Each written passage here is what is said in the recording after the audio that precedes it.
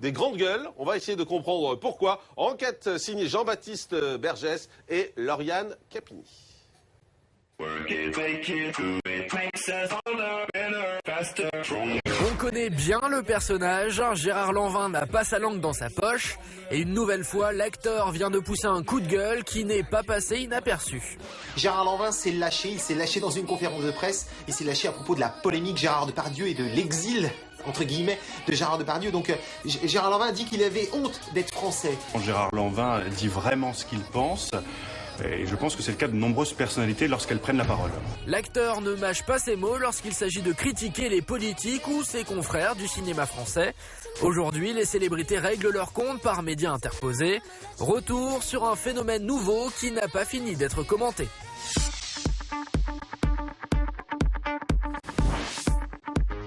Il est l'un des acteurs préférés des Français. De nature plutôt discrète, chacune de ses déclarations font pourtant l'effet d'une bombe. Dernier coup de gueule de l'acteur dans les colonnes de la Provence, Gérard Lanvin a crié haut et fort son désaccord avec la politique de François Hollande. Les impôts, je suis d'accord pour les payer, mais pas pour qu'on me prenne pour une pute. J'ai honte de notre pays, je conseille à mes enfants de partir. Gérard Lanvin n'est pas du tout d'accord avec la politique actuelle du gouvernement François Hollande. Il ne veut pas contribuer à l'effort commun, c'est-à-dire de donner plus d'argent. Cette fiscalité française est absurde. On va faire, nous, un film par an au lieu d'en faire 2 ou 3. Gérard Lanvin serait amené à refuser des films pour gagner moins d'argent et donc du coup payer moins d'impôts. Les conséquences, c'est que 90 à 100 personnes seraient amenées à avoir moins de travail, être dans l'embarras. Ces 100 personnes-là, c'est une équipe de tournage pour un long métrage. Autre sujet que Gérard Lanvin s'est permis de commenter, la fuite de son ami Gérard Depardieu. Gérard, je l'aime. Il fait ce qu'il veut dans un pays démocratique. S'il veut être russe et se cailler les couilles, il y va. Il a le droit. C'est ridicule. Pas un seul jour où une célébrité ne donne son point de vue sur l'affaire Depardieu. Vous me demandez si je ferais la même chose.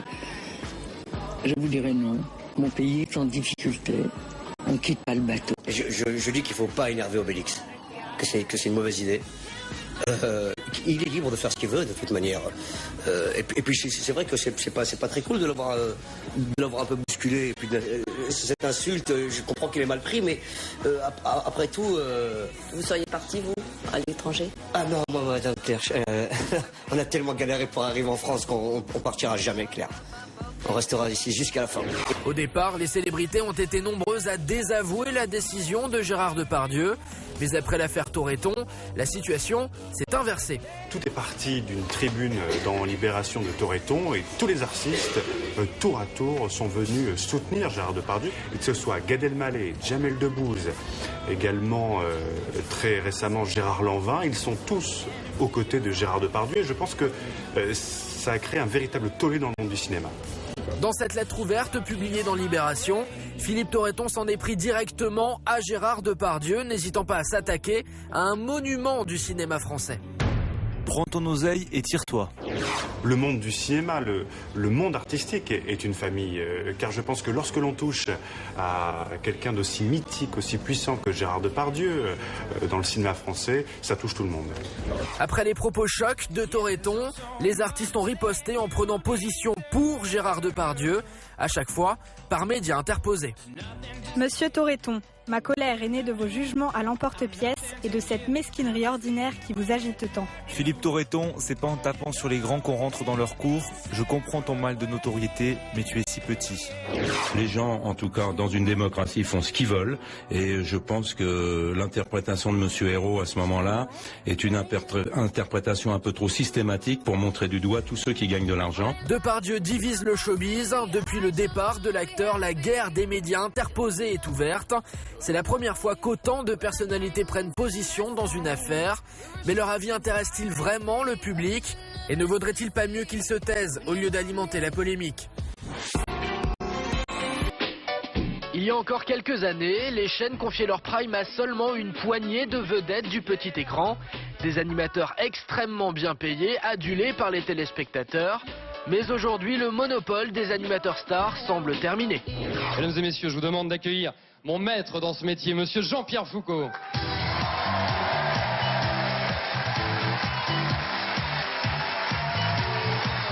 L'âge d'or des animateurs vedettes est révolu aujourd'hui, car les chaînes préfèrent miser sur des formats très puissants plutôt que sur des têtes d'affiche. Les animateurs se reconvertissent, ils ont envie de faire autre chose, comme par exemple Arthur qui monte sur scène ou encore Jean-Luc Reichmann dans les téléfilms. Des chaînes télé sans animateurs vedettes, des animateurs qui délaissent peu à peu leur métier initial pour partir vers de nouvelles aventures. Alors pourquoi une telle mutation télévisuelle? Enquête.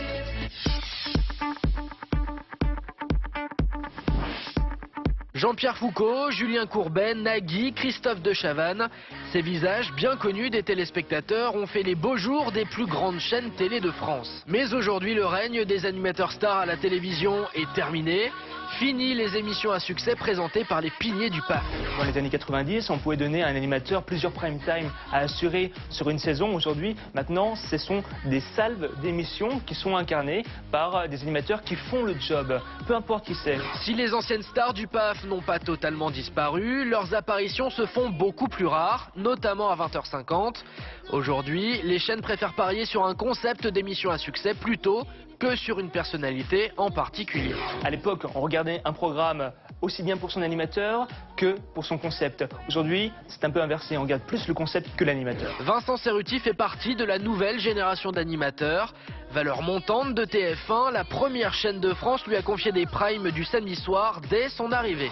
Aujourd'hui, ce que veulent les chaînes, c'est effectivement des grosses émissions, des gros concepts. On a pu le voir par exemple avec L'amour dans le pré, on a changé 3 fois d'animateur et pourtant le concept a réuni toujours autant de téléspectateurs.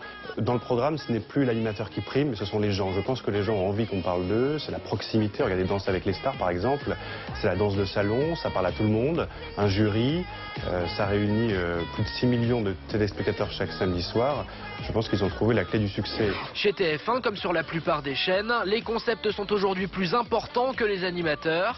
TF1 vient de confier à Estelle Denis la présentation de l'adaptation française de The Audience, un programme de coaching britannique dont la réputation n'est plus à démontrer. Il y a une dizaine d'années, jamais TF1 n'aurait pu mettre Estelle Denis à l'antenne. Elle a fait ses armes sur M6, elle arrive sur TF1 avec des formats assez forts, assez puissants, et c'est la manière dont elle va l'animer qui fera toute la différence. La télévision évolue, l'époque a bien changé, et les dinosaures du PAF décident aujourd'hui de diversifier leurs activités. Au début, cette femme, c'est... Pour n'importe quoi, elle rit. Vous êtes au restaurant, vous mettez 2 persils dans le nez, elle fait... C'est drôle. Certains assouvissent leur désir de scène en présentant des one-man shows. Julien Courbet, longtemps surnommé le Zorro du PAF avec sa légendaire émission Sans aucun doute, retrouve aujourd'hui ses premiers amours sur les planches. Personne ne s'attendait à ce qu'il revienne sur scène, mais pourtant Julien Courbet vient de la scène. Il a débuté aux côtés de Jacques Martin. Je pense qu'il avait envie de faire autre chose, de s'évader. Et il le fait plutôt bien. Aujourd'hui, les animateurs s'évadent, changent de voix et se diversifient. La preuve, Jean-Luc Reichmann fait de la comédie, Vincent Lagaffe fait des téléfilms, à l'instar de Christophe de Chavannes. Et ça fonctionne parce que ce sont des têtes qui ont déjà été vues par le téléspectateur. Donc ils regardent, ils se disent, tiens, je le connais, donc je vais suivre le programme. La télévision change de visage à 2 exceptions près. Michel Drucker et Patrick Sébastien ont toujours autant la cote auprès de France 2. Est souvent comparé au royaume des apparences, voire d'une forme de superficialité. Il n'est donc pas étonnant que les candidats s'attachent à ce point à leur plastique. Souvent, les candidats de télé-réalité souhaitent atteindre la perfection et leur seule issue, c'est la chirurgie esthétique. Le nez, les seins, les fesses et même le sexe, les candidats de télé-réalité sont prêts à tout pour devenir les plus beaux, mais surtout pour continuer à exister. Retour sur ces hommes et ces femmes de télé-réalité qui se sont fait retoucher pour briller à la télé.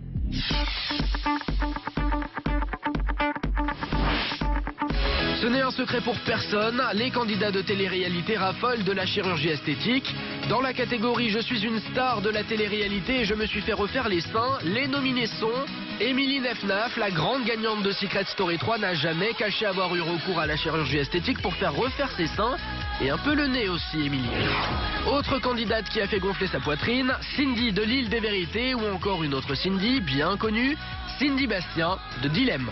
Et je le précise bien, parce que souvent on dit que je suis refaite de la tête aux pieds, j'ai fait que la poitrine et un peu la bouche, c'est tout. Il n'y a pas vraiment de tabou, il y a même une certaine provoque à l'idée de révéler qu'on a soi-même fait pratiquer ait une augmentation, qu'elle soit mammaire ou autre, et en tout cas qu'on ait fait quelque chose en faveur de son physique, de sa silhouette et de son corps, comme si on pratiquait une sorte de customizing de son enveloppe corporelle. La désormais célébrissime Nabila, découverte dans L'amour est aveugle, aujourd'hui star des Anges en Floride, a également fait gonfler sa poitrine. La chirurgie esthétique et Nabila, c'est une longue histoire. On a pu voir très récemment sur le net des photos de la jeune fille avant et après. Et on voit bien sur ces photos qu'elle n'a pas du tout la même poitrine. Et ça, elle le revendique et elle l'assume. Oui, je refais ma poitrine. C'est dur de ne pas l'assumer. Ouais, oui, je suis d'accord. Mais voilà, j'ai refait que ça et les gens, ils sont tout le temps là à dire oui, elle a tout refait. Non, je suis née comme ça, j'ai un visage de poupée. Elle déclare que seule sa poitrine a subi une intervention, pas son visage ni le reste. Malgré tout, photo à l'appui, on voit bien que la Nabila d'il y a quelques mois n'est plus du tout la Nabila d'aujourd'hui, extérieurement en tout cas. Au niveau du visage sont effectivement les pommettes, la bouche et on suppose des injections de Botox. Franchement, effectivement, les contours de son visage sont très différents. Autre candidate de télé-réalité qui s'est fait refaire les seins, Marie de Secret Story 5. La grande gagnante du jeu assume sa nouvelle poitrine et explique haut et fort avoir eu recours au bistouri.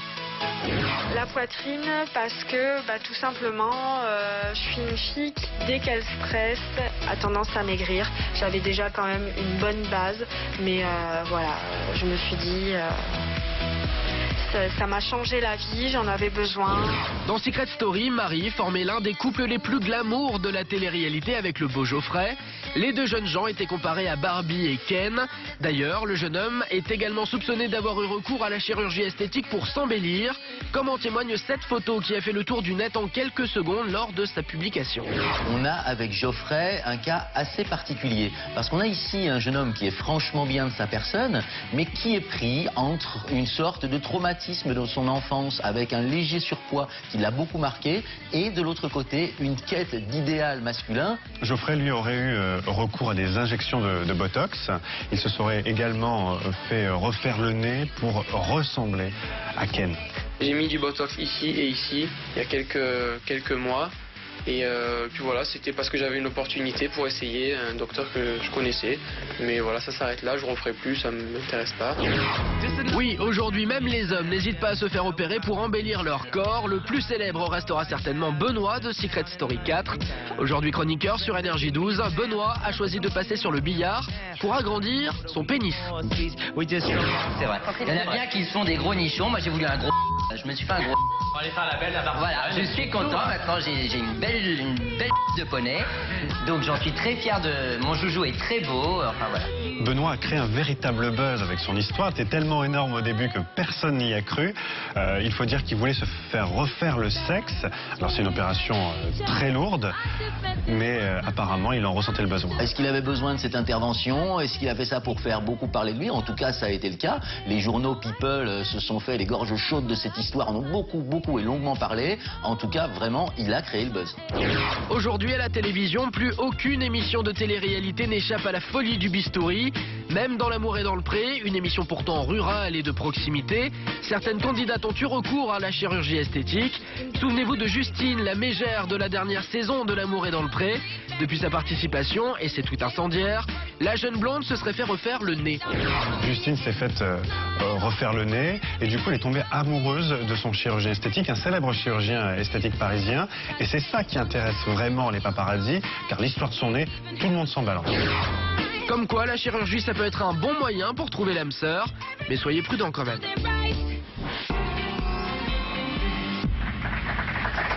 On vous pose donc la question ce soir. Comprenez-vous ces candidats qui ont recours à la chirurgie esthétique? Vous répondez avec le hashtag Morandini suivi de oui ou de non. Nicolas Voller, il y a quand même aussi certains candidats qui vendent leurs opérations de chirurgie esthétique à des magazines. Oui, bien entendu. Ça a commencé avec Secret Story 2009 à peu près. Et c'est vrai que la presse People dépensait de l'argent pour ça. On a vu dans ce reportage Émilie Nefnaf, qui était la gagnante de Secret Story, qui a refait son nez et ses seins grâce à la vente d'un magazine People qui en échange demandait évidemment des interviews exclusives ou des fausses paparazzades. Mais ces derniers